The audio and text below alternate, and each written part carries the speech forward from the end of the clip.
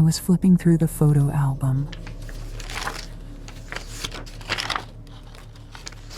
my eyes suddenly stopped on a picture that made my heart race. A stranger. Someone I had never seen before. Someone I didn't recognize. Who is he? And how did he get here, appearing in my personal album, among my family's moments? What does this mean?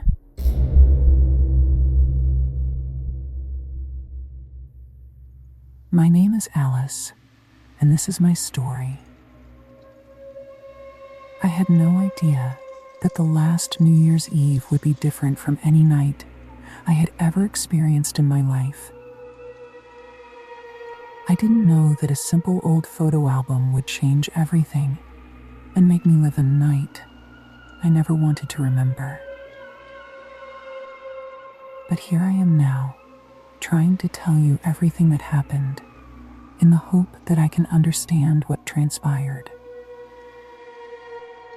On the evening of December 31st last year, I was sitting with my little daughter Emma, who was 7 years old, while my husband, Mark, was busy outside preparing for the annual party we had planned.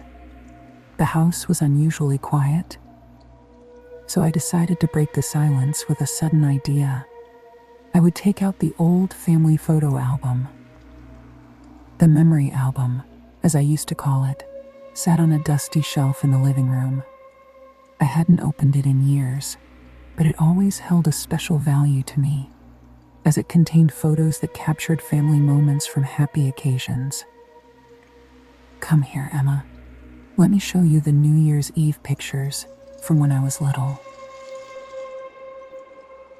Emma ran over to me excitedly and sat beside me on the carpet in front of the fireplace.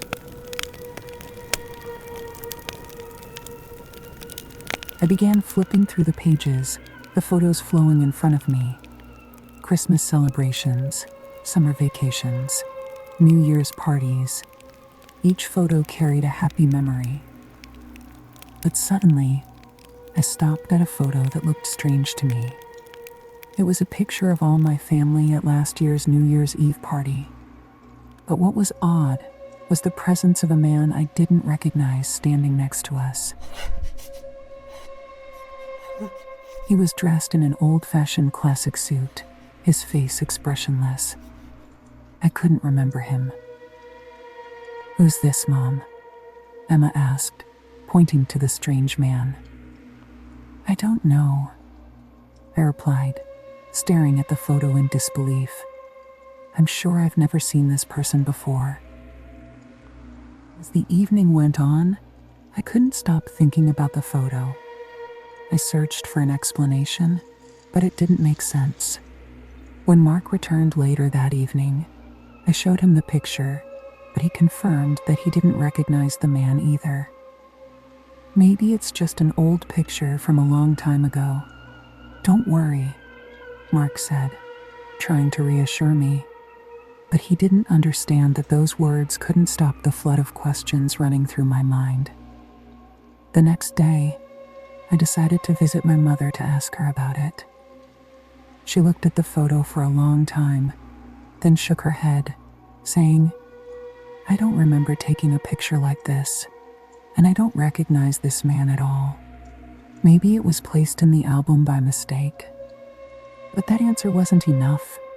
Something inside me told me that the photo was not ordinary. I began investigating the history of our house. The house was old, dating back to the mid-20th century, and I knew that many families had lived there before Mark and I moved in.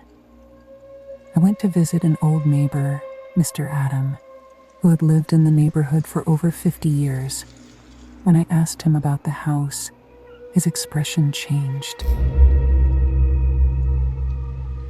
and he became more serious. "You know, this house used to belong to a man named David. He lived here alone, and he didn't have any relatives. But he disappeared suddenly on New Year's Eve, 1986, and no one ever knew what happened to him." chill ran down my spine. David? The man in the picture was wearing a suit from that era. Could it be him? But how could he show up in a photo with my family? I don't know, but there are rumors that his spirit is still tied to this house. As New Year's Eve approached, strange events started to occur in the house. The lights flickered for no reason. Doors opened and closed by themselves, and footsteps could be heard at night in the hallways. Emma started having recurring nightmares, describing a man in an old suit standing by the door of her room, silently watching her. One night, I woke up to the sound of childish laughter coming from the living room. When I went to check, I found the album open to the strange picture, as if someone had been looking at it. On New Year's Eve, as the clock neared midnight, the events became even more terrifying. Suddenly, the power went out, and the house was filled with the sound of heavy footsteps, as if someone were moving in every corner. I froze in place as I saw a shadow moving in the hallway. The shadow was heading toward the living room, and when I reached it, I saw him. The same man from the picture, standing in front of the fireplace, staring at me with empty eyes. I screamed, but the sound was weak, as if I were screaming in a dream. I felt an intense cold sweep over the room, and then suddenly, the man disappeared and the power came back on. I quickly ran to check the album and found that the picture had vanished. I thought it was all over. A year passed without any further incidents, and I thought the curse that had weighed on me had disappeared with the man from the photo. But on this New Year's Eve, as I sat alone preparing the table for the celebration, I felt something strange in the air.